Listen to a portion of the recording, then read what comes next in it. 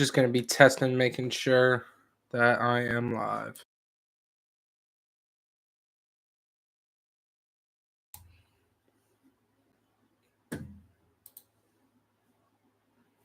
Okay.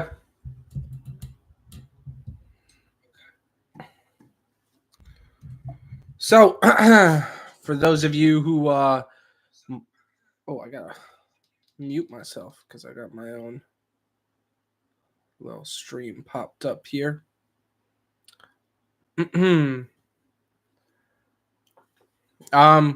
So yeah, hopefully we'll get some people coming into the stream today. If you are along with us in the chat, shout out to you guys. Make sure to follow me on TikTok, Twitter, of course. Or X, whatever you like to call it.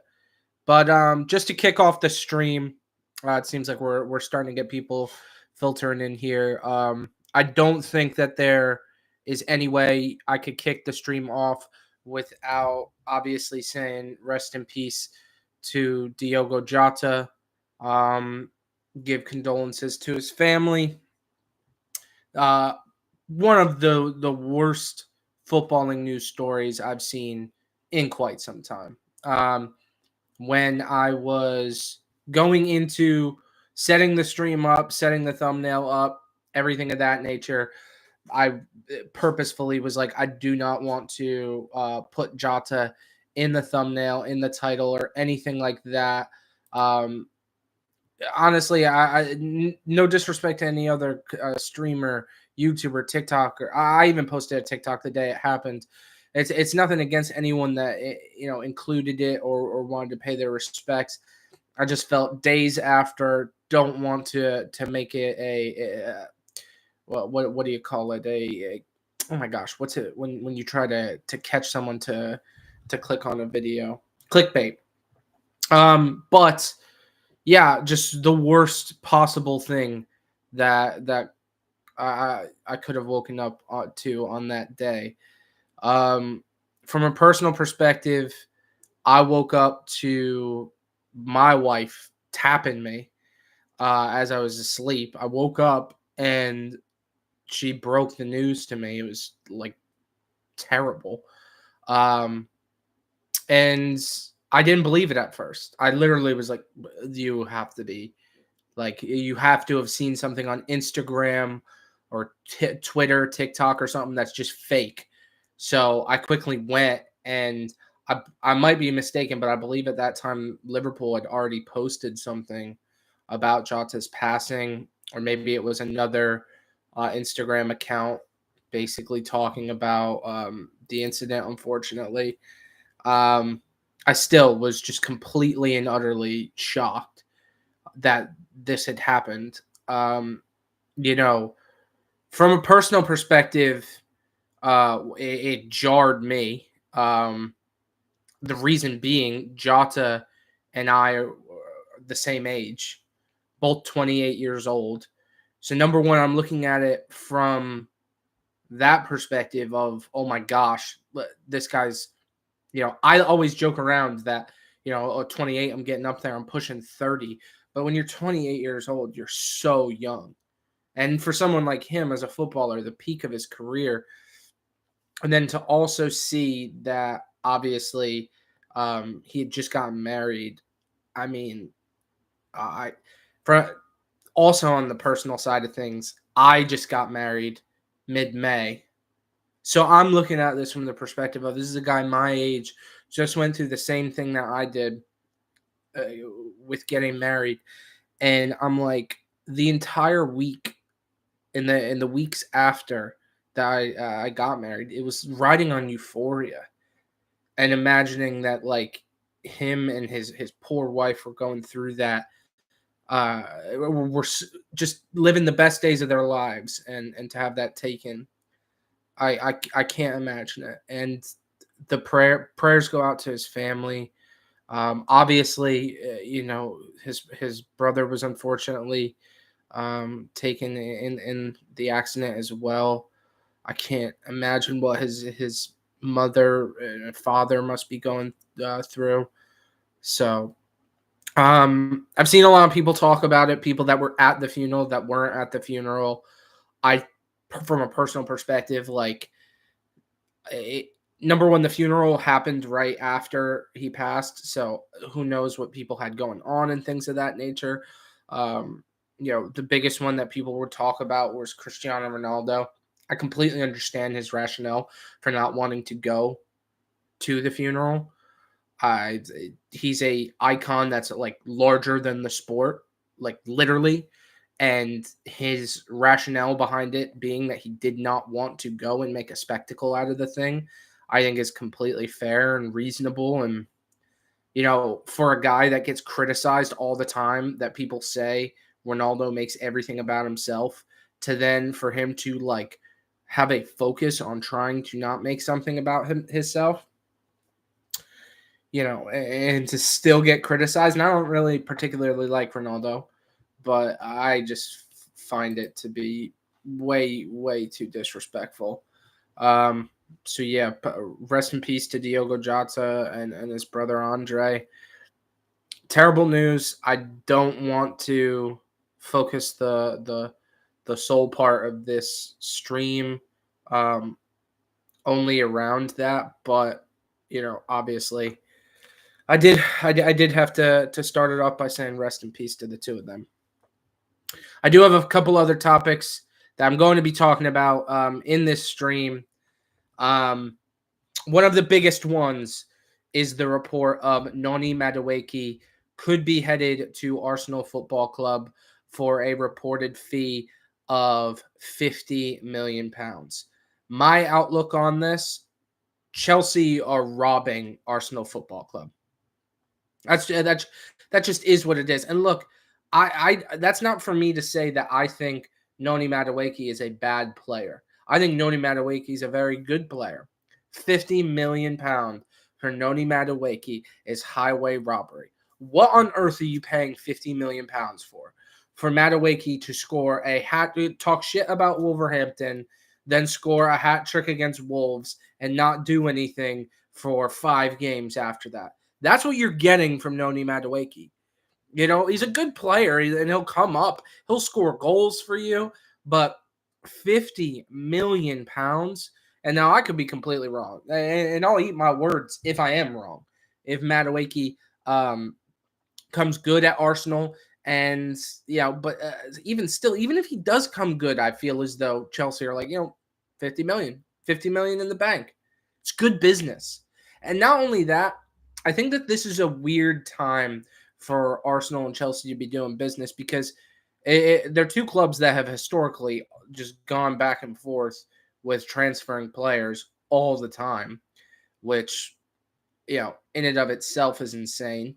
But the fact that at this point, when we have Arsenal, who have challenged for the Premier League multiple times, and then Chelsea, who just broke into Champions League football, both are really going to be looking at this. We're definitely going to want to get top 4. Arsenal's clearly going to be wanting to challenge for the Champions League. And you're selling, you're buying a £50 million player from Chelsea. Chelsea, you're selling a young talent to Arsenal. I just don't. I get it. He's English and he's from London, so he obviously is going to want to stay in London. But for me, it's way overpriced, and I don't understand Chelsea wanting to sell to a competitor where Noni Madueke could then go on to hurt you. I for the life of me, I don't understand it. Gyökeres is obviously going to be going to Arsenal too, reportedly. The fee, I don't think, has been discussed yet. I just know it's just been in the rumor mill that instead of going to Manchester United, he could be on his way to Arsenal Football Club, which can't say I'm surprised. Can't say I'm surprised. Why would anyone want to go to Manchester United to rot? I've seen Manchester United were in for Liam Delap. Liam Delap is going to Chelsea. Great signing for Chelsea. Then on top of that, Manchester United were supposed to be in for Gyökeres. Gyökeres is going to Arsenal. And now what? I've seen reports that they want to go in for Dominic Calvert-Lewin. What? That can't be correct. You know, Manchester United at one point used to be a club of substance, and nowadays you can't tell me that they are. You really can't. Yeah, pause a little bit. Hopefully, we can get some more people to join the stream. Yeah, it obviously the Diogo Jota news has been what's dominated the footballing world, but it's not something that I really wanted to focus on too much because it's something that I think, what can you say other than rest in peace and prayers to the family? You can't. That's literally the only thing that you can say. Rest in peace, prayers to the family.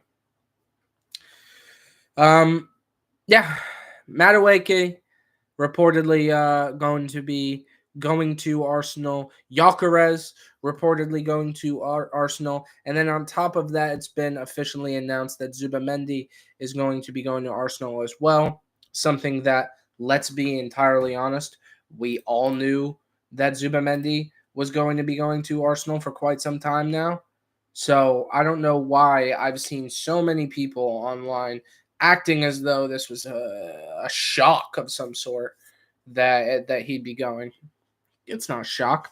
We all knew what was going to happen there. We all knew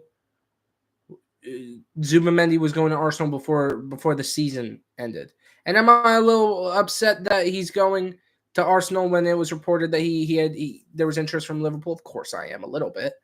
But also, too, Ryan Gravenberch is 3 times the player that Zubamendi is. No, that's not incorrect. Nobody's watching Real Sociedad games. Oh, he shined a couple times for Spain. Yeah, I'm sure he's the first choice holding midfielder for Spain. He isn't. It's embarrassing. It's embarrassing. Moving on, gonna stay on the topic of Arsenal. Thomas Partey officially been charged. Very touchy subject matter of the Thomas Partey situation. Look, there's no way this could be spoken about and not have some level of blame, unfortunately, on Arsenal Football Club. And Arsenal fans, I don't blame you, obviously. It's not your fault. It's the club's fault. So when I say that, I don't want Arsenal fans to be upset. It's quite literally not any Arsenal fans' fault. It's comes down to the club. Okay. Obviously, Thomas Partey is not renewed with Arsenal, so at the end of the day, it's not going to be Arsenal's issue in the future, and you have to sit back and question, well, okay, was this something that the club knew about? Did they know that the official charges were going to be brought down on Partey, and that's why they didn't look to renew him at the club? There's always a possibility that was the case. But also on the flip side of that, he's been playing for. We've all known about this for what feels like years now at this point, and he's just been playing for Arsenal. He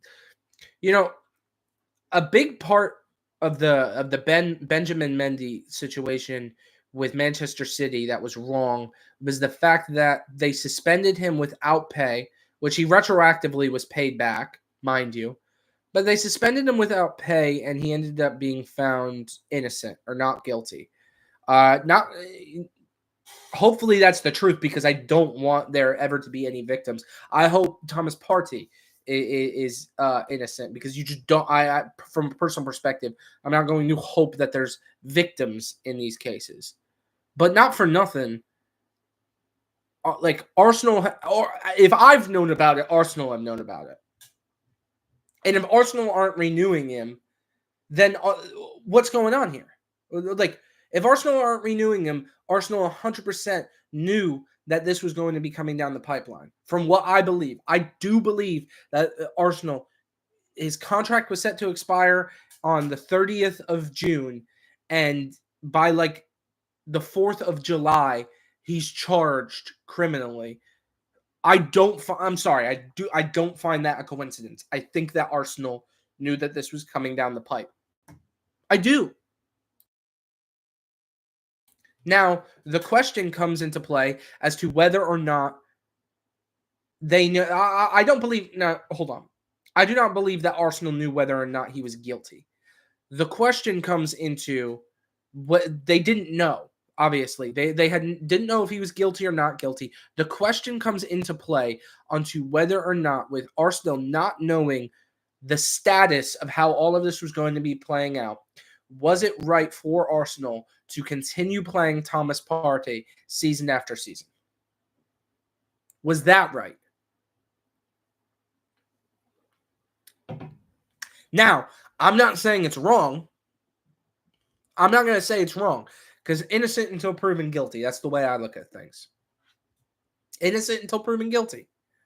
But when you have this magnitude of charges and accusations put against a player, you have. I agree. There's nothing they could have done. He hasn't been proven guilty. I completely agree there. But here's the issue I have with it. With the issues with the magnitude of what he's being accused with, Clifford, you have what Arsenal did, which is continuing to play him the entire time with this situation going on. And then you have what Manchester City did with the Benjamin Mendy case, which he was found innocent, which they suspended him without pay. I think that there needs to be a middle ground to where the clubs suspend a player who's accused of these accusations, but they suspend them with pay, because he's not been found guilty. Still to this day, he's been charged, but he has not been found guilty. Doesn't matter now because he hasn't played for Arsenal. But you get charged and you're not found guilty yet. It doesn't mean that you should not be paid. It doesn't mean you should lose your job. But does that mean that you should be representing your club? And I think that this comes down to, it's a weird one, because what's going on in the English Premier League? Arsenal is being put in a tough spot to where they have to make the decision. They should not have to. It should not be down to the club. Their situations, obviously, with Mason Greenwood at Manchester United, that was a really, really cut and dry. We knew what was going on there. The evidence was there for everyone to see. But with situations like Benjamin Mendy and now Thomas Partey, you're putting these clubs in between a rock and a hard place, because they then have to make the decision as to whether or not to play the player, to suspend them without pay, or to suspend them with pay. And I don't think that should be on the individual clubs to make that decision. There should be regulation or some sort of guidance behind how they move forward. But what I find, albeit shitty, about this entire situation is that his contract expires with Arsenal on the 30th of June, and then subsequently he's charged on like the 4th of July, 3rd of July criminally. And I can't help but believe that Arsenal did not renew the contract because they thought that this was coming down the pipe, or they saw this coming down the pipe. It's a shit situation, and I obviously don't blame Arsenal fans. I've seen people on Twitter, on TikTok, using this as an opportunity to just shit on Arsenal fans. I think that's ridiculous. But I also look at it from the perspective, how much blame can you really give the club if we've seen this multiple times with players of similar accusations and charges and things of that nature, and it's on the individual club, not the league, to proceed on how they're going to handle it, because they're damned if they do, damned if they don't, in a lot of respects. It's It's a slippery slope. It's a shit situation, and I wish that there was more guidance to the individual clubs. But I guess that's wishful thinking. Clifford says, according to reports, they tried to renew him, but he wasn't ready to cut his salary because of Zubamendi incoming. I'll tell you what. If that's the truth, then Arsenal are thanking their lucky stars that they didn't renew him, because they would have to suspend him now. And then you're in the situation to where it's like, okay, do we suspend him with pay, like I said, or do you go down the route that Manchester City did, where you suspend them without pay, and then if he's found non-guilty, then you're going to be in the same situation where he brings you to court, and you're going to have to pay him retroactively for the wages that he should have made at that time. These situations, there's no winner, and I don't want to say there's no right or wrong, but there's no winner in these situations, because you look at the Benjamin Mendy case, he was found not guilty. The guy's career is not what it was prior to the accusations and charges. But then obviously, if someone is found guilty, there's victims, and it's tragic. And I think that, unfortunately, it's the Prem has to come up with something for these sorts of situations, and so that the onus is not put on the clubs, and then the clubs get the backfire while the league goes scot-free, essentially. It's absolutely ridiculous. All right, moving on. I'm going to get a little U.S. men's national team here in a second. Let me close my door real quick.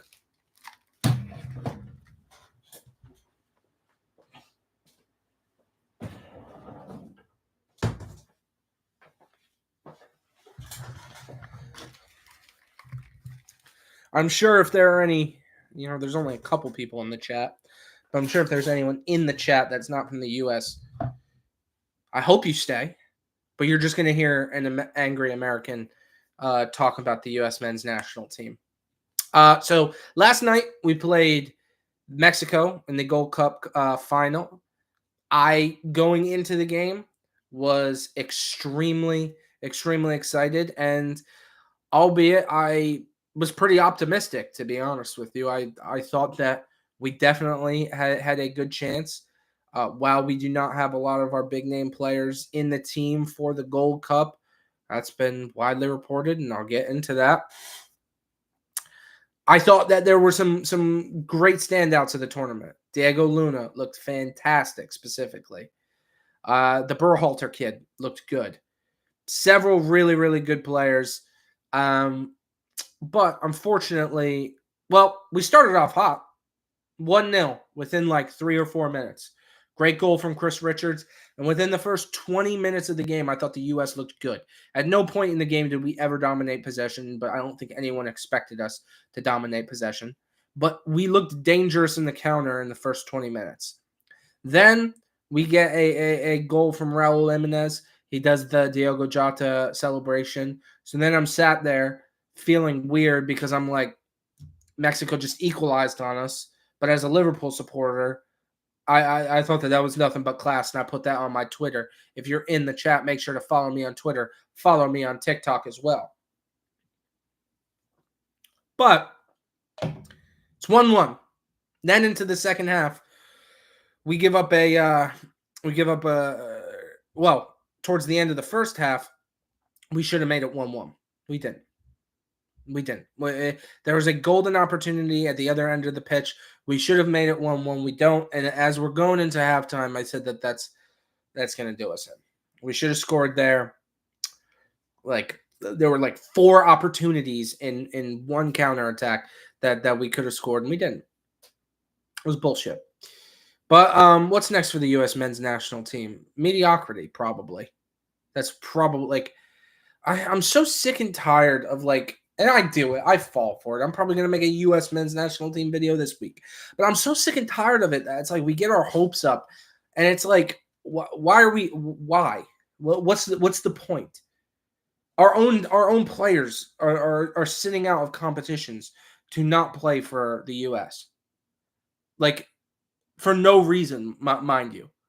Like just to rest. Like I don't get it. And I get it, the Gold Cup is like not even like a real competition in the grand scheme of things, but like it's just so frustrating. We have several good players. I don't know. I don't know. It's unfortunate. It's frustrating. I really, to be honest, I don't even I don't even know what to say about the U.S. men's national team. It's nothing but just pure frustration. But hey, it is what it is. It ain't what it ain't. I gained followers on TikTok. It said I did. Doesn't look like I did though. 68.8 thousand on my new TikTok. I love the look of that. That's fantastic.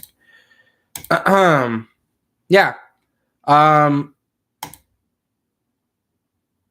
yeah, I think that when it comes down to it, um I think Liverpool probably, if I was to expect, I don't think we're going to make much more changes in the transfer window. But you know, what I just don't see the real essential need. Although it has been reported, and I didn't put this in my thumbnail or title because maybe I'll talk about it tomorrow or Wednesday if I come on stream. Luis Diaz to Bayern Munich apparently has been discussed, and allegedly personal terms between Diaz and Bayern um, have been agreed. It just comes down to the finances then. And I think that when you look at the fact that Luis Diaz apparently has gotten some interest from Bayern Munich, I think that that just goes to show if we are willing to sell Luis Diaz, we're probably going to play Florian Wirtz off of the left. That's just my opinion. I don't know if it's true. I don't know if it's definite, but I think the likelihood that if we're really going to sell our starting left winger to Bayern Munich, which who knows if that's even like Liverpool's decision, Luis Diaz might want to leave. I don't see why he would want to leave. Maybe it's a mutual thing between him and the club that he's going to leave. I don't see anything less than 65 million for Luis Diaz if he is to leave the club, but we'll see. I don't know. I every single transfer window it comes up that there's a chance Luis Diaz could leave Liverpool, and we all sit around and we think to ourselves, well, maybe it's going to happen, and it's like, I think it was the beginning of this season, if not the one prior, that like the beginning of the year, there was a report that Luis Diaz was going to be going to Manchester City, and it ended up being completely false. It's almost as though like there's someone out there trolling every single year that there's a report Luis Diaz is going to leave Liverpool and he doesn't, and it's just like, what? Why do we keep doing this? I for the life of me, I don't really understand. But it is what it is. If it comes to fruition, we're going to find out things in the coming days and weeks. I don't believe Fabrizio has reported on it, but there's apparently been other credible sources who have talked about it. So we'll just have to wait and see. I've seen it's reportedly personal terms agreed, but personal terms can be agreed upon, but let's get down to business. Let's get down to the guala. Let's get down to the brass tacks. Okay? How much money are we getting for him, if that's the case? If we're getting rid of Luis Diaz and we're getting Florian Wirtz and he's going to play on the left, how much are we getting Luis Diaz for? Because if we sell Diaz for 65 million and the goal and what we're going to do moving forward is to play Wirtz off the left, if we get 65, but Wirtz was 130, we really got Wirtz for 65. I don't know. We'll have to see. It's I'll believe it. I'll believe it once. It's unfortunate because I can't stand the Fabrizio Romano era of football to where everything's spoiled before it happens. But we'll see. I until he says something, I don't believe it. Unfortunately, that's how modern football is. Until I get a Fabrizio Romano, here we go. I'm not going to believe jack shit. And that goes back to the Madueke and Gyökeres.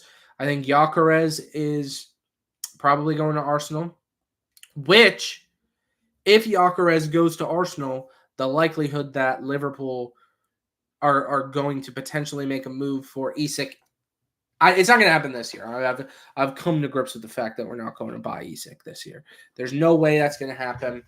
Maybe, just maybe, we get Isak next summer. Unless there's also a fantastic chance that Isak just re-signs with Newcastle. But we'll just have to wait and see. I think the fact that Gyökeres, to me, Isak to Arsenal always just like felt like it was going to happen. But the fact that they're going to be splashing cash on Gyökeres, it's like, well, it's probably not going to happen then, is it? Is it? It ain't. Ain't gonna happen. Ain't gonna happen. But I'll tell you what. You look at Arsenal and you go, Gyökeres, Madueke, mid. It's mid all around from Arsenal. Zubamendi, mid. No pun intended, because he plays in the midfield. Everything about Arsenal's business has been dog shit, and I'm sick and tired of Arsenal fans. Let's not act like Gyökeres isn't the third or fourth striker option going into this transfer window. Isak's number one. Then I would say Liam Delap and Gyökeres are probably hand in hand. And Manchester United allegedly are going in for Dominic Calvert-Lewin now. Maybe one of the most embarrassing things reports I've seen. Dominic Calvert-Lewin at Manchester United. What a fall from grace the Red Devils have had, huh? Dominic Calvert-Lewin. Number one, he doesn't remain fit. Number two, he's shit. So, how much are you spending on Dominic Calvert-Lewin? I did see there were reports apparently that United were interested in Christopher Nkunku. That kind of, when you start to hear that, it's like, well, for how much? Because some United fans are like, no, we don't need him. You do need him. You're shit. And he's been injured, but let's not act like when he plays, he isn't good. And Nkunku's good. He just can't remain fit.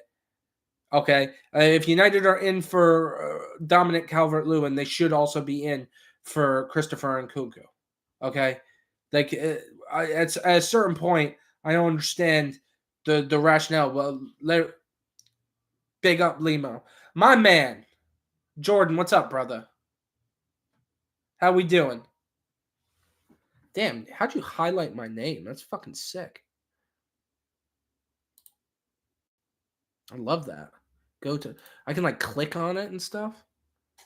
This is awesome. Appreciate you, Jordan. My man. But yeah, United in for Dominic Calvert-Lewin, but I've seen United fans on I subscribe to you. I do YouTube. Hell yeah, bro. Keep it up. I do YouTube too. Love that. Love that. I'm going to check you out after I'm done with the stream. Let me go to your channel. Where are you from, Jordan? Let me know down below in the chat. 2.2 thousand subscribers. My man. You go hard in the paint. Hell yeah. I'm going to have to watch this. This is awesome. This is sick, Jordan. I'm from Jamaica. Hell yeah. Love that. And you're a Liverpool fan? That's sick.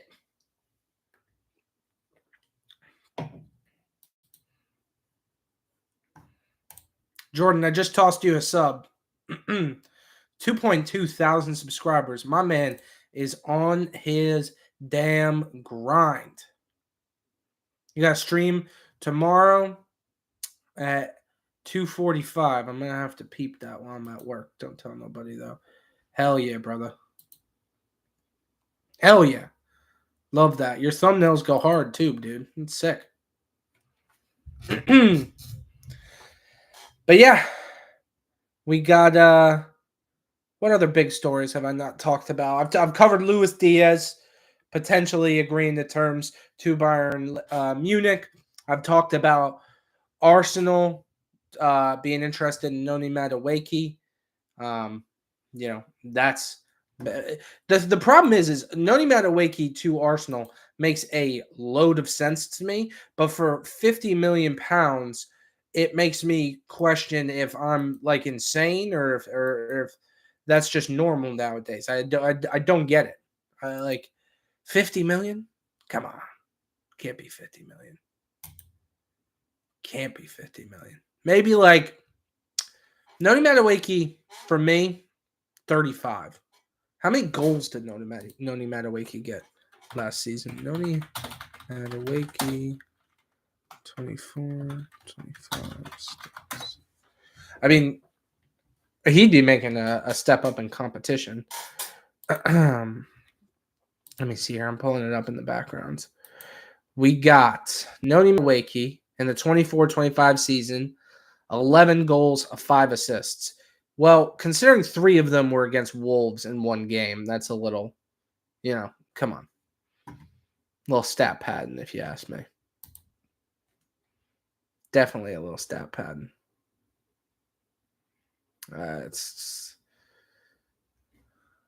Come on. Can't be. Cannot be. I love this, though. My man said big up Limo, and he like somehow tagged my name. That's so sick. I'm going to pin that, John. Hell yeah. Hell yeah. My dog, Jordan.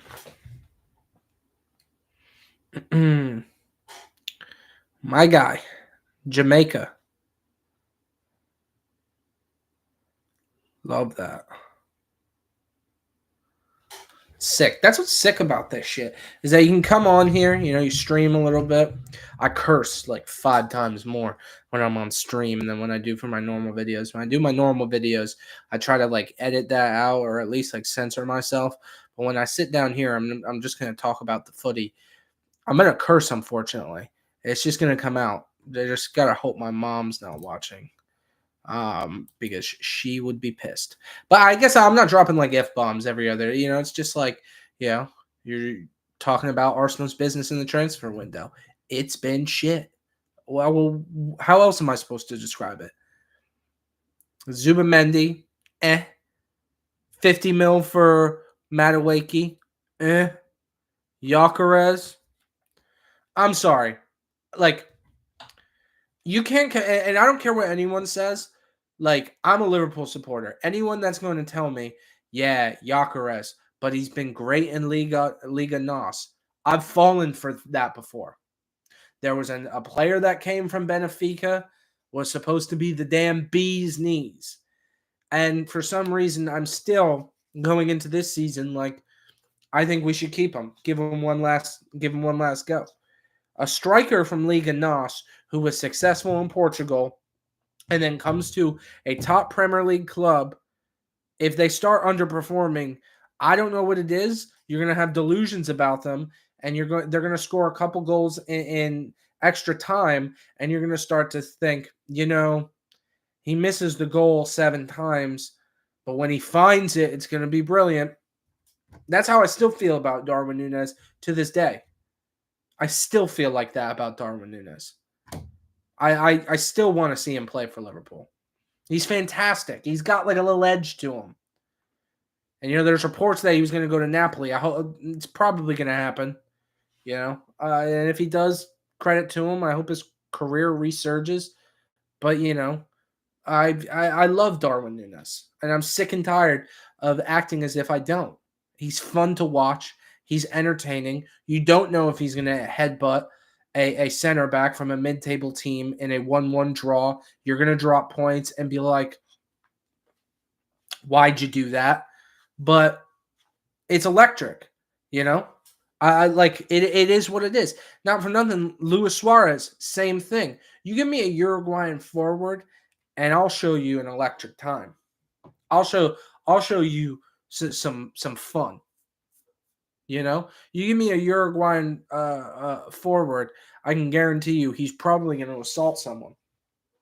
Give a Uruguayan a Liverpool kit, tell him play up top. He's going to assault someone. That's just good. That's Suarez, Nunez. I want Nunez still at Liverpool. And Liverpool fans slate me all the time about it. He's electric. You know what I mean? Like, maybe we'll drop a couple points with Nunez playing up top. We'll make it back. It's all right. I want to watch football and be entertained. Okay? And that's what you get from the likes of Darwin Nunez. Okay? That's what you get. You get the same thing from Mo Salah, entertainment value. I don't want to watch a team that's just going to bore me to death. You know, we're going to play, like, we'll go back to playing 4-4-2 if that's the case. There's nothing, and that's another thing. That's a problem with football nowadays. It's getting too woke. You got all this woke bullshit nowadays. Let's run a 3-back. What? Let's run a 3-back system. That's so, come on. 3 center backs. And we're going to have wing backs. We're just making up positions. You know the worst kind of football fans? I'll tell you them right now. Anyone who talks unironically about XG and a double pivot. Anyone that does that, get out of my face. I don't want to hear, oh, but his XG was this. Okay, how many goals did he score? 1, but they expected him to score 4. Well, he didn't. What? Let's just sit around and talk about the goals that were expected to happen in a game. What kind of weird shit is that? Can you imagine you're just like out watching a game and a guy's like, you know, his XG, his expected goals were 3. Get out of my face. That and a 3-back. 3-backs should be illegal with wing backs. Watch, I'm saying all this. Liverpool are going to run a 3-back this season. I won't like it, though. I won't like it. A 3-back system is woke nonsense. It is. And nobody can tell me it isn't. So, you know, and you don't really see it in the Prem that often until you have like an Italian manager come in and decide, let's really shake shit up for some reason. Like, give me a break. A 3-back. Run a 4-4-2. You know what I mean? A 4-4-2, someone might die. You know, a guy might break his leg or something like that. But at least it's going to be fun to watch. A 3-back is just like we're going to, you know. And tiki-taka, that was all right because that at least was entertaining when that style of football in the late 2010s, you know, that was fun. You know, formations for football mean the world to me. It's how you judge a team based on their success. Okay? I'll run them down for any of you that are in the chat. And if you're in the chat, don't forget to like, subscribe, leave a comment below. Let me know what your favorite formation is. I'm going to tell you mine. My number 1 favorite formation, 4-4-2. Now, hear me out. I'm not saying that I think a 4-4-2 is the best formation for football if you're looking for pure success. What I'm saying is running a 4-4-2 gives me butterflies inside. Give me two forwards up top. You know, Andy Carroll, maybe be one of them. And then Peter Crouch. That should be yeah. And the quick guys are going to be on your wings. And we're not going to call them wingers either. We're going old school. Right and left to midfield. That's what we're doing. You're going to run probably about 12 miles that game, but that's just going to be what it is. 2 center midfielders. One of them can connect passes like nobody's business, and the other one is angry. That's a good 4-4-2. That's a good 4-4-2. Center backs. We're going to have one of our center backs going to have a shaved head, undoubtedly. Think Martin Skirtle. Then our other center back is going to have to be pacey. So let's just run this down. Up top, we're just going to have trees. We're going to have the likes of like Peter Crouch, Andy Carroll. Maybe if you don't want to, hold on here. Maybe we'll go like Peter Crouch and a Jermaine Defoe. You got a big tree and a speedy guy. But I do like putting two trees up top and seeing what happens. Then we go into the midfield. Just think Roy Keane, Paul Scholes. One guy who can pass the ball immaculately and one guy who's really, really angry. At the back, we're going down the spine now. Oh, and our two, like I said, not wingers, right, left midfield.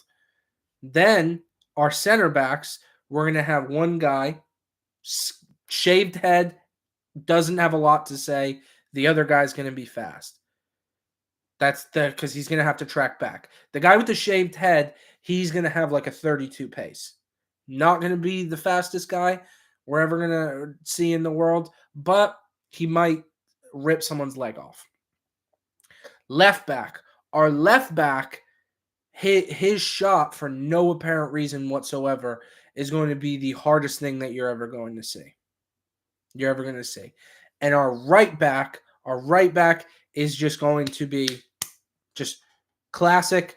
He was basically a center midfielder who was too shit to play center midfield. Is who our right back's going to be. Okay? That is a classic 4-4-2. That's classic football unequivocally. Okay. My second favorite football formation, I would probably go with your 4-2-3-1. Love it. Love it, love it, love it. Our flat back four, that's what you need. What I'm really going to point out here, which is going to be fun, is going to be our two holding midfielders. One of those holding midfielders is effectively just going to be a center back. We're not going to, nothing fancy. You can play good two-touch football, but you're essentially just like a center back that we're going to put in the middle of the park. Not quick at all. And then our other guy is going to be kind of like a passer. Our two wingers, when it comes down to wingers, it's fun to talk about them, but like it's really not. You know what I mean? We know it makes a good winger. It's more fun to talk about like a center back who's angry with a shaved head. For me personally, a winger, it's like, yeah, we want a guy who's not afraid to take a man on. It's like, yeah, okay, that's you have to take a man on. None of this pass the ball back. If you're gonna be a winger in my system, you're 110% going to have to take a man off. Even if you lose the ball 8 times out of 10, 9 times out of 10, we'll track back, but you have to take a man on. Our attacking midfielder, our number 10, who would I describe? Think of like a Coutinho. That's what I'd like. Coutinho was great in the 4-2-3-1. That's when, this is when some players, they come like a little obsolete. Coutinho became a little obsolete once the 4-2-3-1 started to go away. Then after that, we're probably going to go 4-3-3, your traditional 4-3-3. Then we're going to go anything with a 3-back is last. If you have a 3-back system, get out of my face. And I'd say with that 4-4-2, you're probably going to finish mid-table. But your fans are going to love it. I would prefer if we could see teams actually implement a 4-4-2 more often in the Premier League. For the vibes, if nothing else. For the vibes. It's like maybe it's me, maybe it's my own delusion and stuff like that, but I feel as though a 4-4-2 could play quite well. You're not going to tell me, think about this past United team.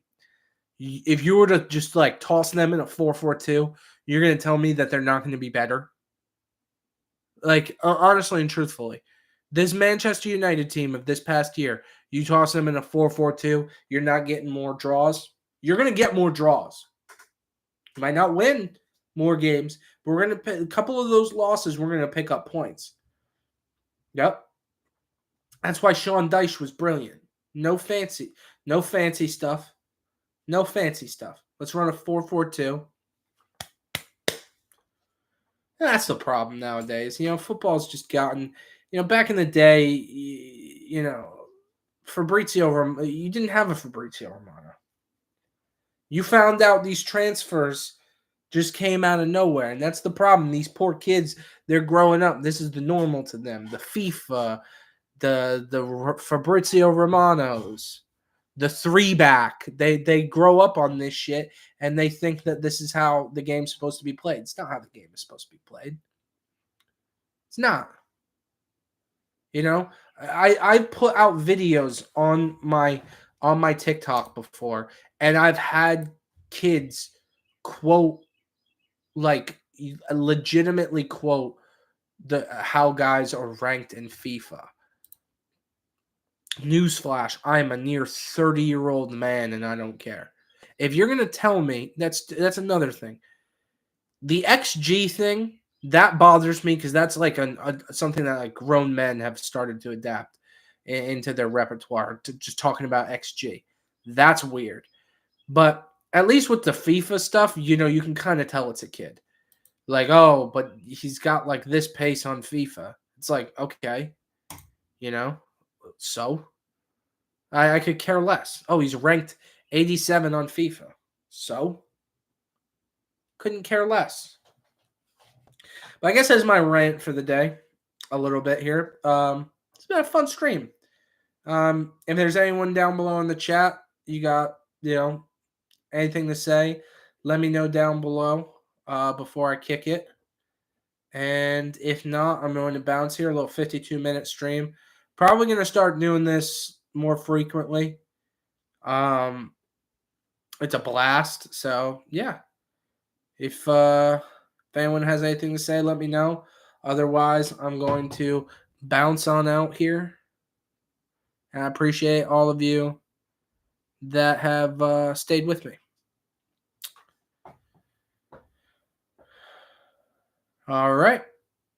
Doesn't look like anyone has anything to say. Appreciate it, guys. See you on the next one. Peace.